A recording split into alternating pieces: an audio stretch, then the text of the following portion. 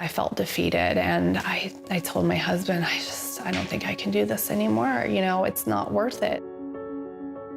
Jennifer Skogh and her husband Chris were ready for another baby after they had twins in 2010.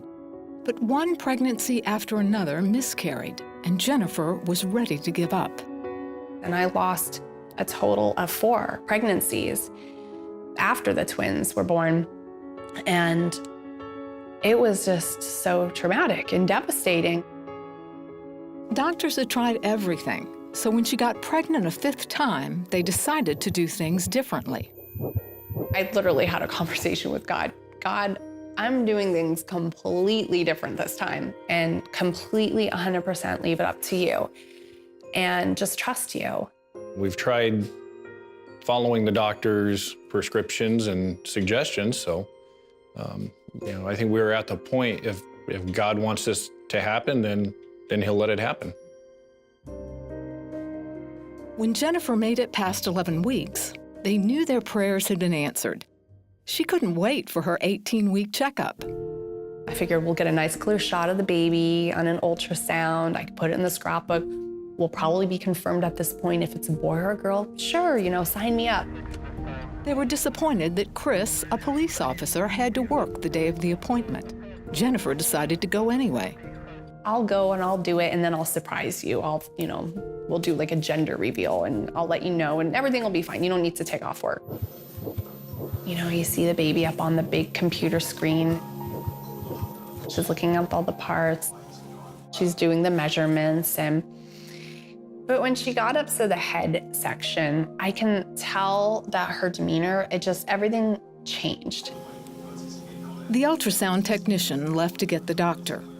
And he said, I'm really sorry, I have to tell you this.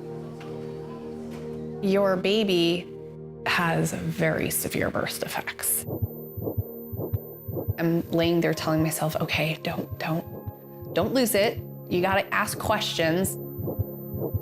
He told Jennifer that parts of the baby's brain were missing and fluid was building up in the empty cavity. He added that the baby's heart wasn't developing properly. What am I facing here? And he said, basically, with the amount of defects and the severity of them, it would be very, very likely that you would lose the baby before you delivered.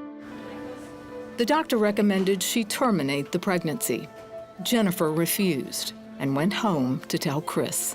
I was just more devastated and just exhausted and just mentally and physically, just emotionally beat and drained. Seeing how it affected Jen, that's probably the hardest thing to deal with. Despite the report, Jennifer and Chris stood on the decision she made from the start. I said that I wasn't going to rely on doctors and that I was going to rely on God. I just prayed. I went through the Bible, and any verse that just popped out and looked like it was relevant or was inspirational or just something to grasp onto, I would print that out on my computer and I would tack it to my wall. Jennifer was especially drawn to Matthew 18:19. You said it, God, it's in the Bible, so all right, I'm gonna believe it. By now, they knew they were having a daughter and named her Lynette.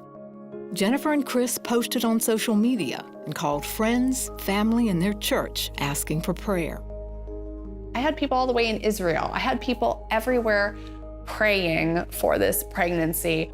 I called the 700 Club. I called everybody that I could think of. And so I'm like, okay, that is definitely more than 2 people right there. God, there's a lot of people on that list that are praying for this baby. So I need a miracle. Jennifer's medical care was transferred to Hollywood Presbyterian. As doctors monitored the baby's development, they started making some baffling discoveries. We went to the doctor and he was doing the ultrasound of her head. And he's like, oh, I see some more of her brain back here. You know, like, here's her brain, it's back here. All of a sudden, miraculously, she had more of her brain. This was like a celebration. And we were telling our friends, everybody was just thanking God. Oh, praise you, Jesus, thank you so much. They continued praying, and on June 13, 2013, baby Lynette was born with a perfectly normal brain. Still, doctors suspected that the baby would need surgery to repair her heart and transferred her to Los Angeles Children's Hospital. After testing, doctors found nothing wrong. So you're telling me my child that was going to possibly die before I gave birth or soon after is completely normal? It was just an answer to many, many, many prayers. Today, Lynette has no problem keeping up with her brother and sister. I don't think the doctors missed anything. I think they saw what they saw. I think they were seeing what they were trained to look for. I just think it was a miracle.